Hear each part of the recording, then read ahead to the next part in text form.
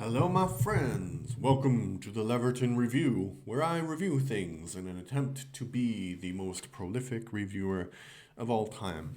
So, this week I was a little bit sick, especially on Tuesday. I feel better now, although I still have the symptoms. Um, so, when you're sick, you absolutely don't want to do anything at all, um, even though some chairs from IKEA came and I put them together uh, in a weird haze. But so yeah, got distracted. Adam, don't get distracted. So anyway, when you're sick, you watch a lot of TV, and I like to watch documentaries. So I just went through the documentary section and I picked a bunch of them. And one that I was watching was called Neighbors. And there are so many TV shows that are called Neighbors. I really need to be specific. This is Neighbors, I think it debuted in 2026 from HBO. And the conceit is that they they have, I think, about 6 or 7 episodes, and each episode is usually connected to two stories.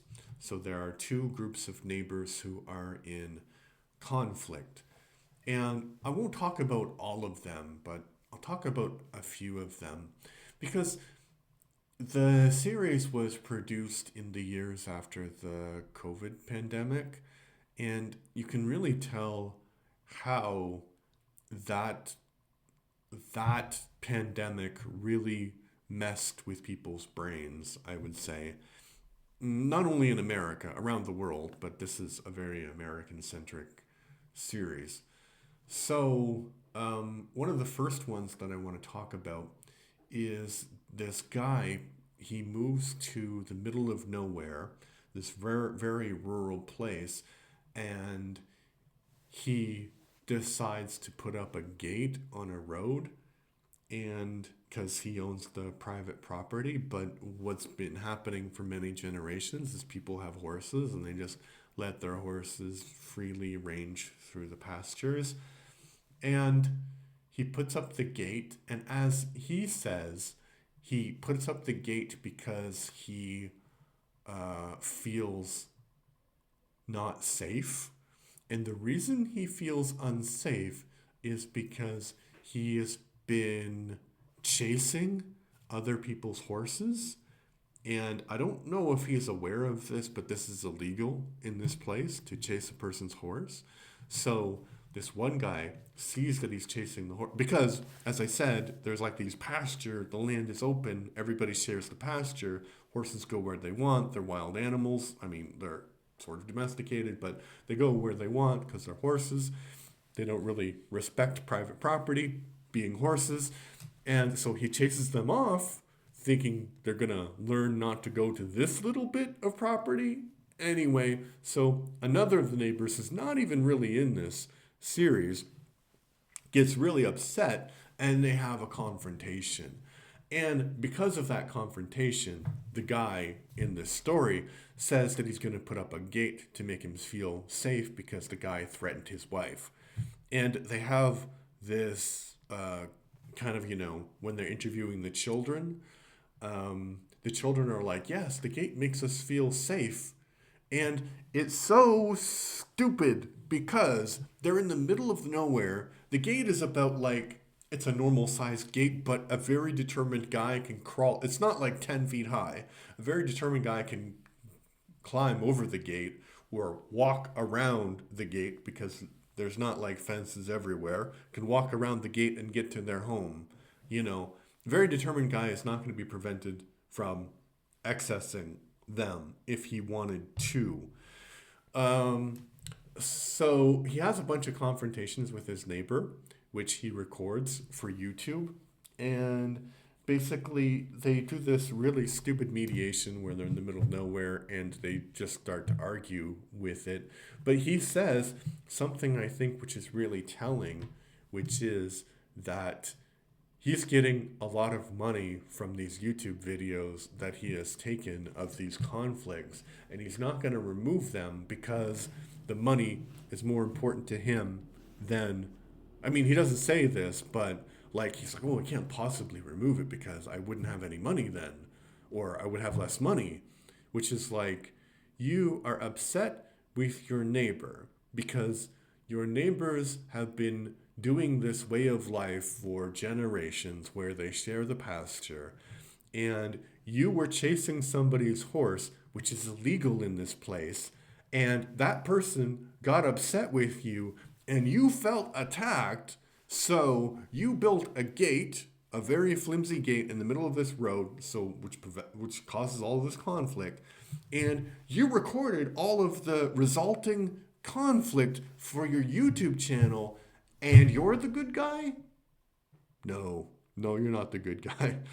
But the thing about this series, which is really odd, is that they don't make the other side seem very good also. And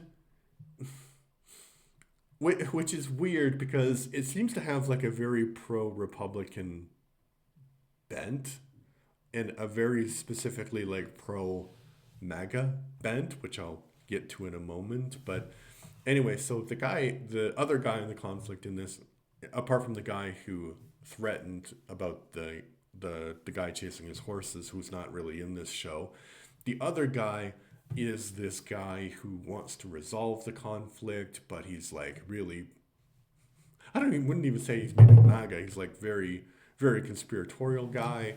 And he's like, yes, it's liberal to put up a gate like this. Just like, what? How is that liberal? You should all be about private property. I mean, I think he has a point. I think he's right in this case. But to say that the gate is liberal is odd. Very, very odd. Okay, so then and I'm just like kind of remembering all of these different moments from this series, so it's completely not in order. Then another one that I want to talk about is a situation where this middle-aged white guy moves in next to this elderly black couple.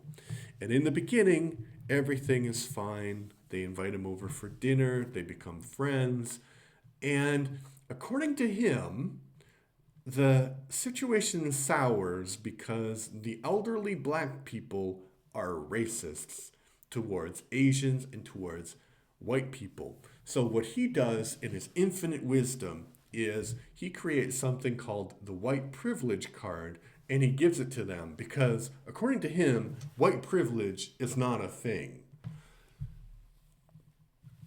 What? Like, that is so crazy. Like, if you know anything, so think about these black people's lives. They have lived in America, and I forget where they're living exactly. I don't think that they're living in the South, but they're in their 70s, 80s. So what happened is when they were teenagers, when they were in their 20s, they left the South, usually. And that's super racist, so don't say that there's no white privilege in the South at that time because you have segregation. Like, no white privilege. Oh my God. So then they moved to whatever community that they escaped to, and probably there's also racism against black people there because they're elderly. And I don't want to say like that. I'm just talking about their lives, their perspectives. And maybe from your perspective, there's no racism against blacks, but you're a middle-aged white guy. How would you know? So that's his explanation for why things go a bit off. And unfortunately, as I said, this has a really kind of Republican bent, this series, because we don't actually see the black couple. They're on camera, but they're not interviewed in the way that the white guy is, right? They're not given any kind of like voice. They're not given any like explanation as to what happens.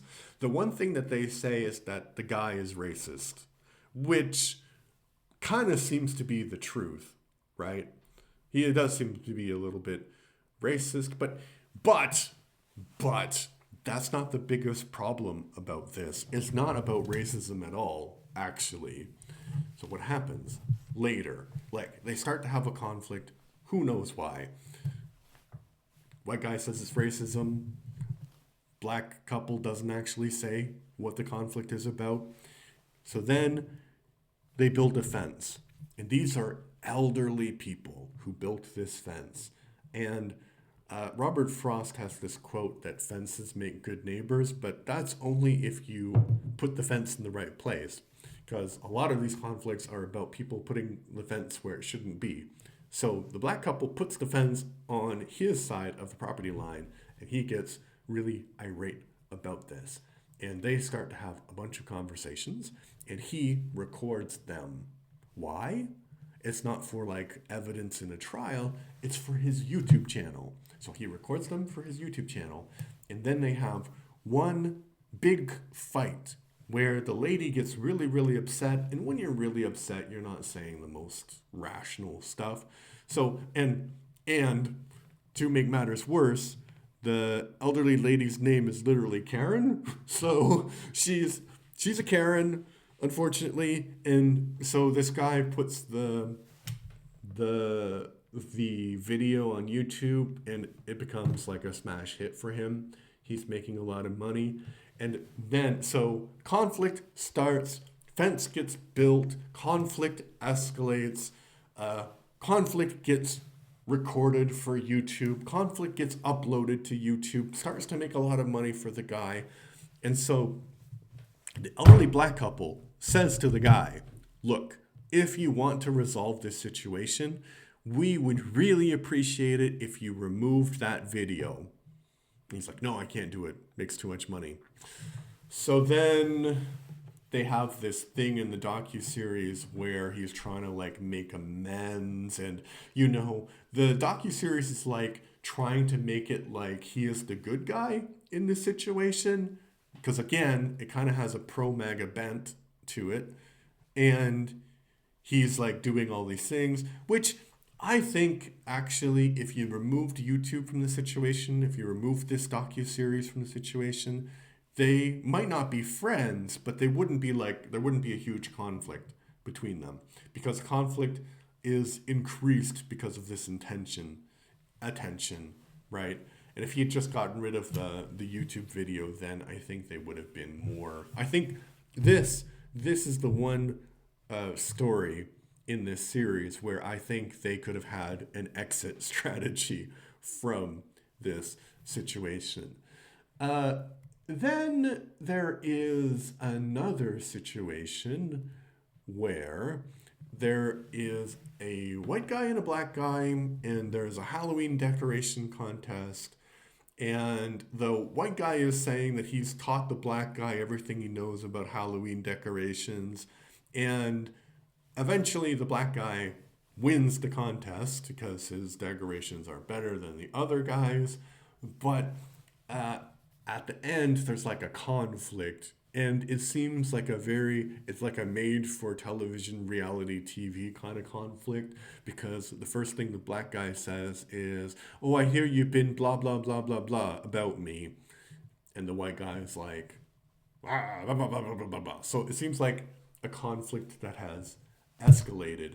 So what happens is the white guy looks like the reasonable guy, right? And then, for whatever reason, they had to mention politics, because the whole situation about the Halloween decoration conflict is interesting enough. Because actually, they live in the same neighborhood and their kids are friends. That's interesting, right? You know, neighbors who hate each other, but their kids are friends. Classic sitcom drama, right? But so they bring politics in it because the white guy is super MAGA and he drives around with his like Trump flags. And then he had like a poster of Camilla as a clown. And the black guy said, hey, you're in like a mixed neighborhood. Maybe tone down the Trump stuff. And of course, you know, the white guy's like, oh, everybody loves it. Everybody loves Trump. Yes, everybody loves Trump. Unironically.